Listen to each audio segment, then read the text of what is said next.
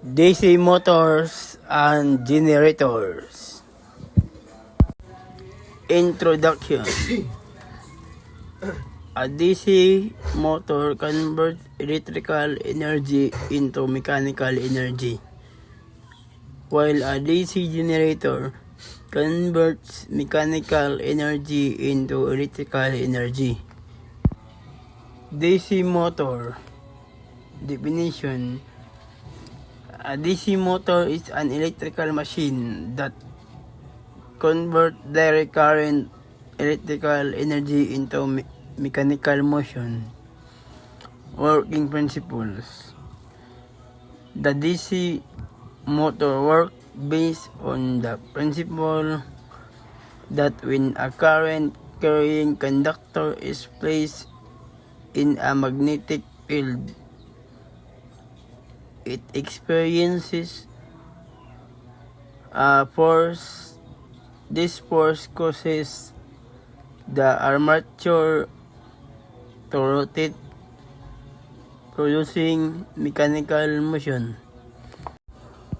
Main parts of a DC motor. Number 1. Armature, the rotating part of the motor. Number 2. Field winding, produce the magnetic field. Number 3.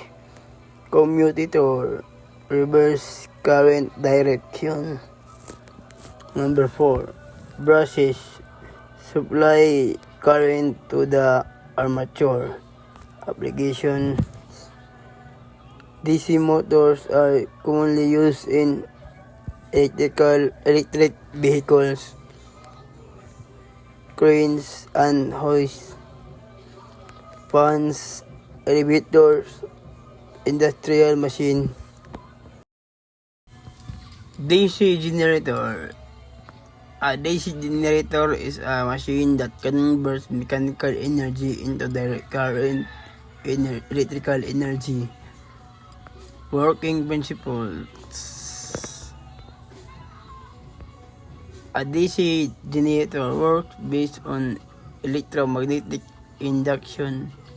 When the armature rotates inside a magnetic field, it generates voltage and produces electrical energy. Main parts of a DC generator: armature, field winding, commutator, brushes, shaft. DC generators are used in battery charging, DC power supply system, laboratories, backup power systems. Difference between DC motors and DC generators.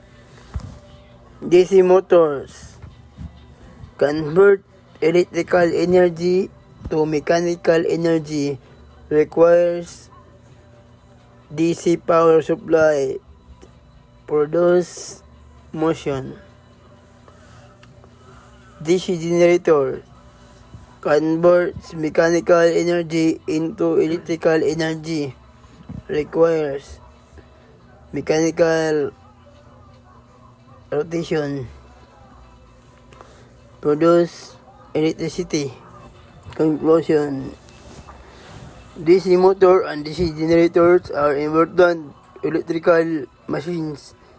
A DC motor produces motion from electricity, while a DC generator produces electricity from motion. Both machines are widely used in industrial and electrical applications. Thank you for watching.